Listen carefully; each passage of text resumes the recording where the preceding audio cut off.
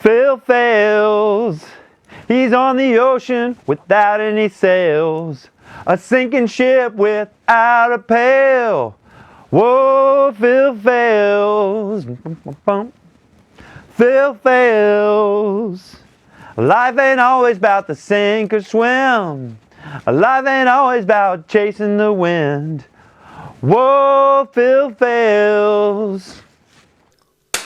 Welcome to Phil Phails. Today we have Bob Peck. You want to wave at the camera, you can, Bob. Bam, making it happen. I'm going to learn how to fail at producing a podcast, at being a podcast host, and a podcast guy. Come on. Phil's Fail 5 questions. Phil Fails 5.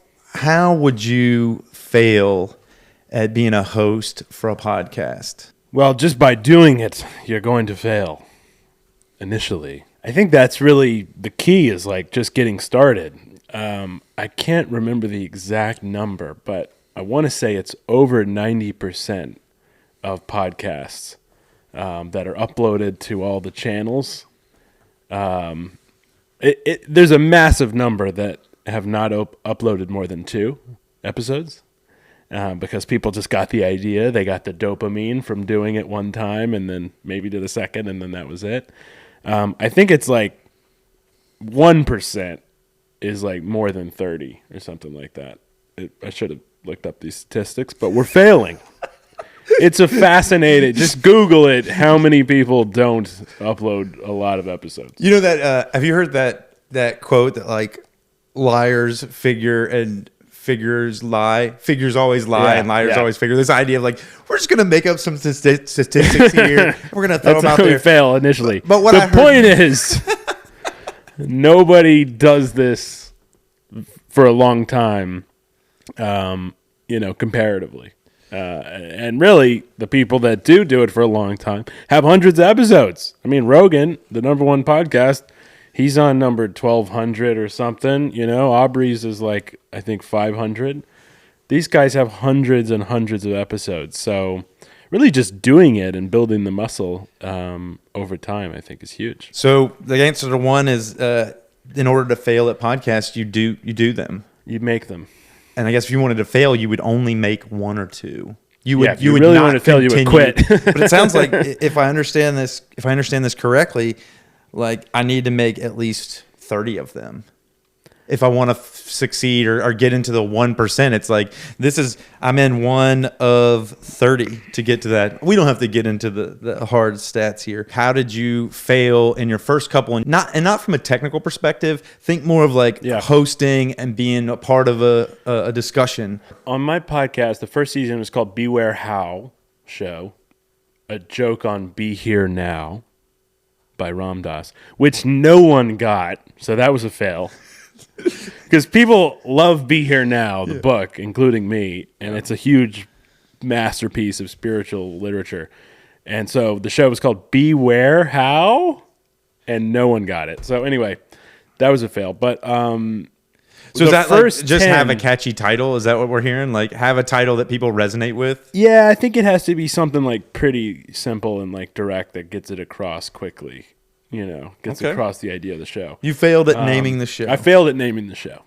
We did the first, I think, 10 episodes just as a panel. It was me and 2 or 3 friends, kind of this just roundtable-y format.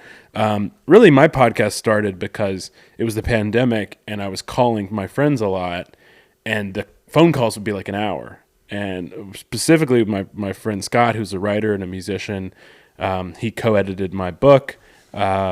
He's a really philosophical guy, and we just had these really great, hour-long conversations that there's something here. And so we started recording those, and, you asked, like, what was the biggest issue or failure about the early episodes? They were too tangential.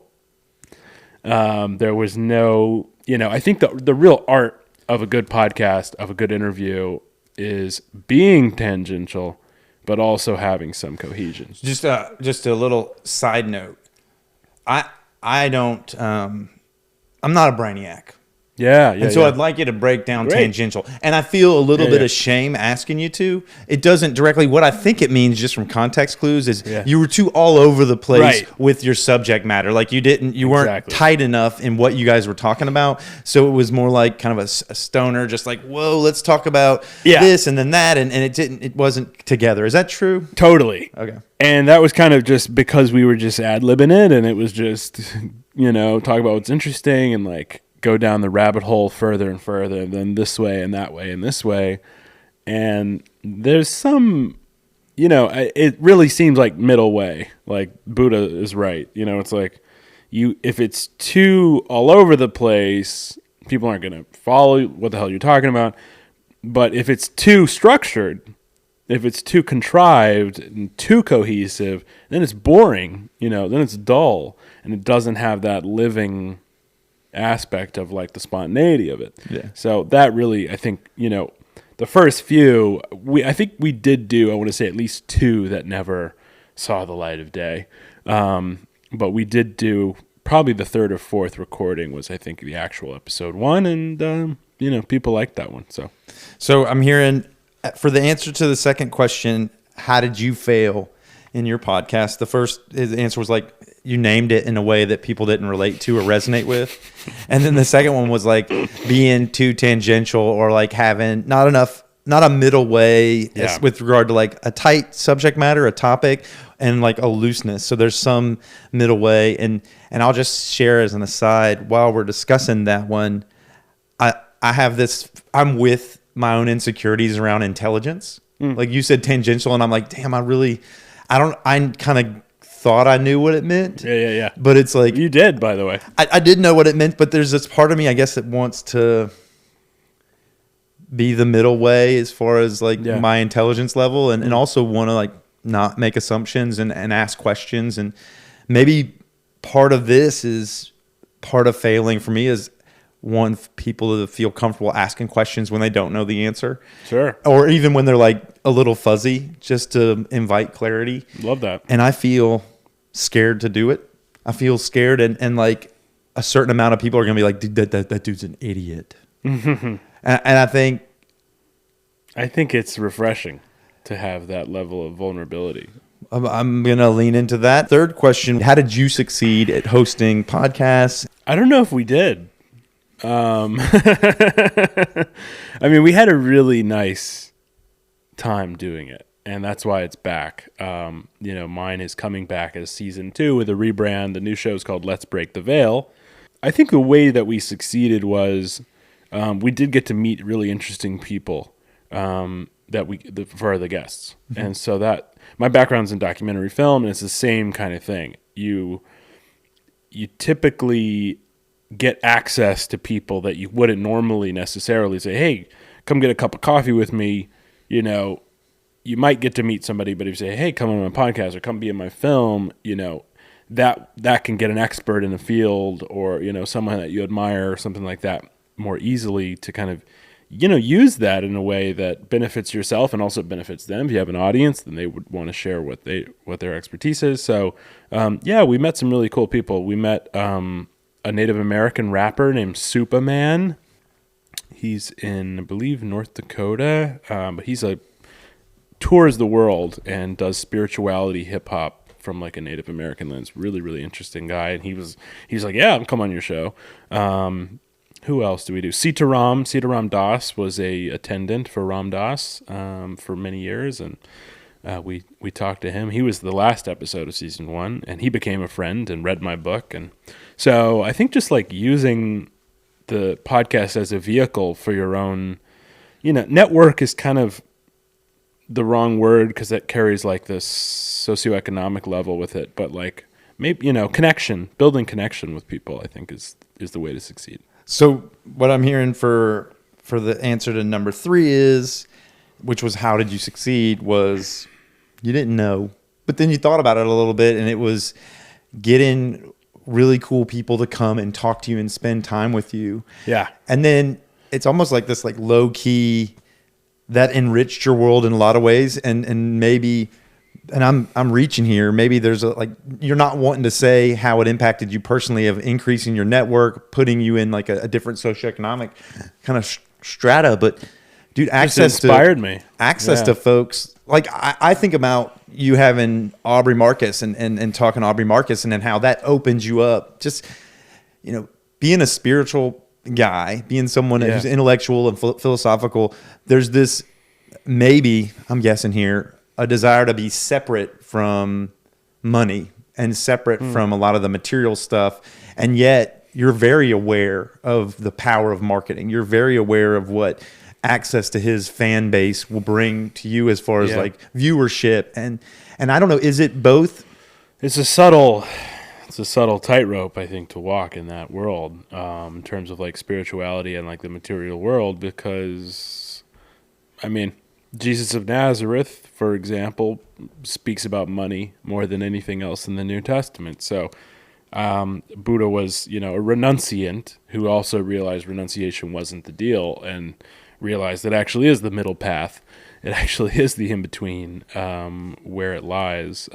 Jesus as the narrow gate, I think, in a similar image. So it's tricky. I think it's a misconception actually about spirituality that it requires this kind of asceticism. That can be a vehicle, and there's monks in the monastery that obviously like can open up and generate this like awakening, transformative capacity. But at the same time, I think the real masters, the guys and gals that I've read over the years, are pretty clear. Like, you're supposed to be in the world.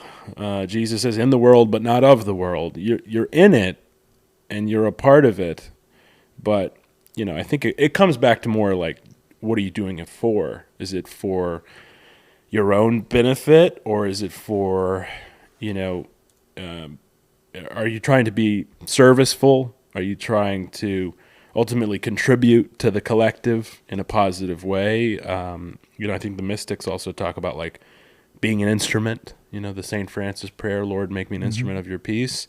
That's the goal, at least for me as a imperfect man and someone with blemishes on my mirror that I'm polishing. The goal is to say, how can I obtain these levels of success and notoriety and so on as a representative, as a representative of the one, as a representative of our unity.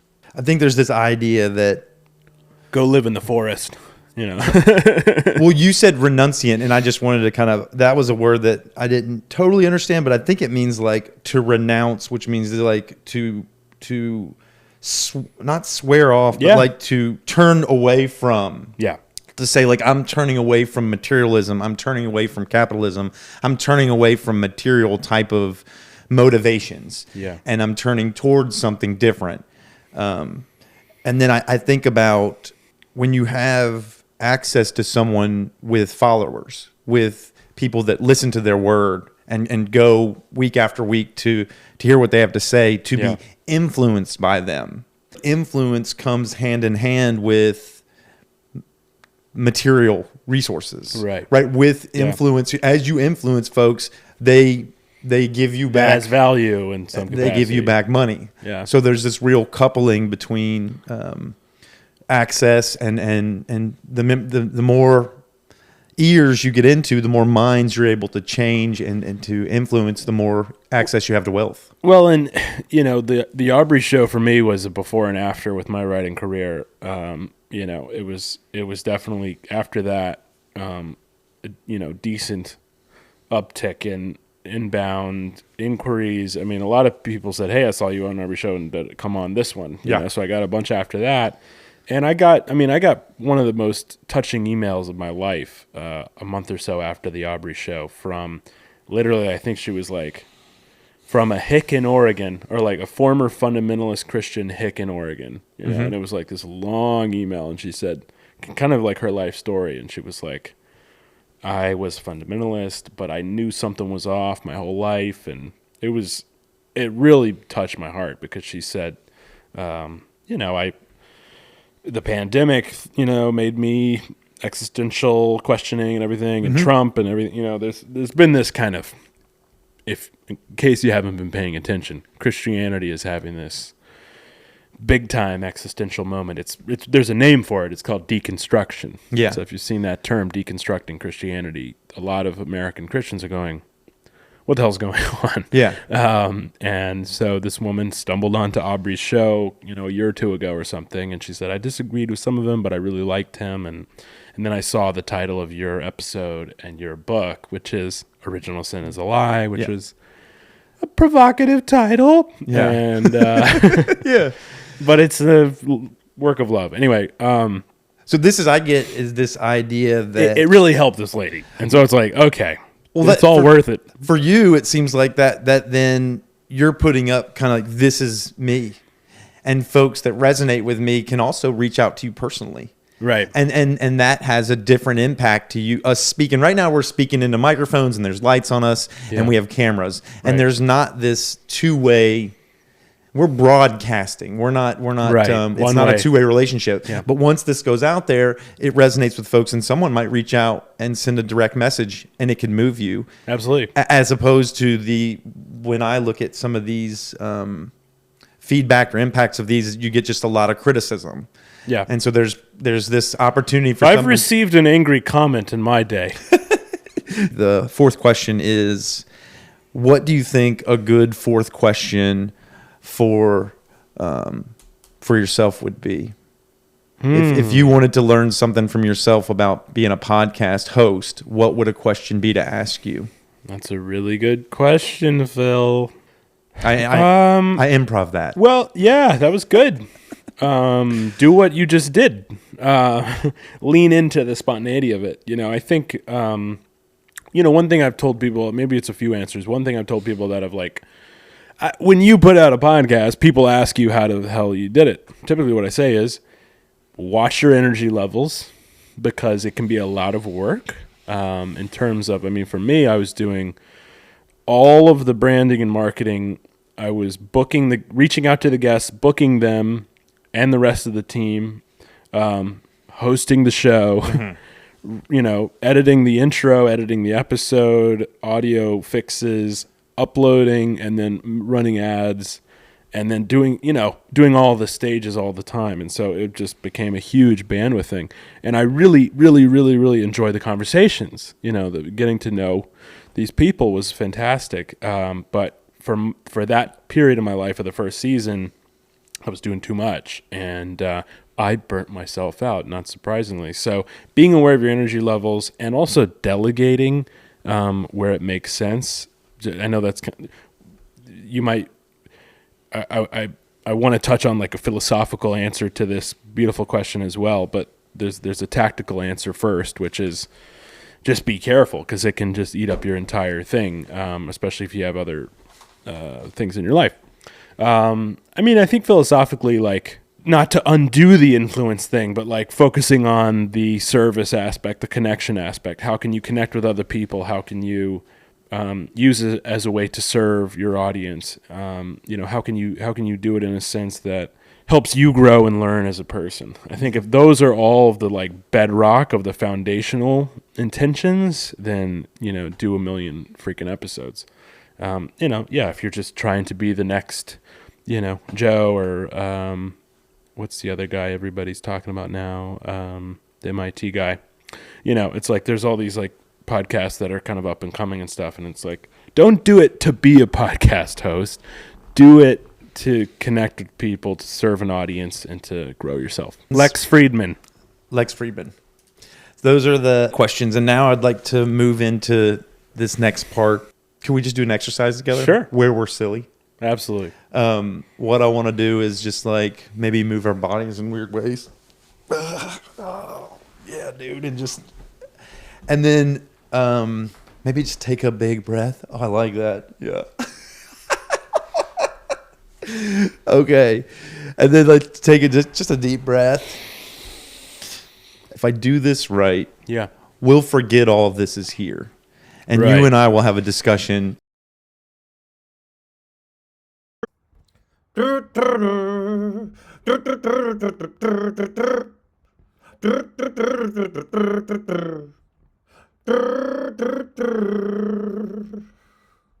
Drr,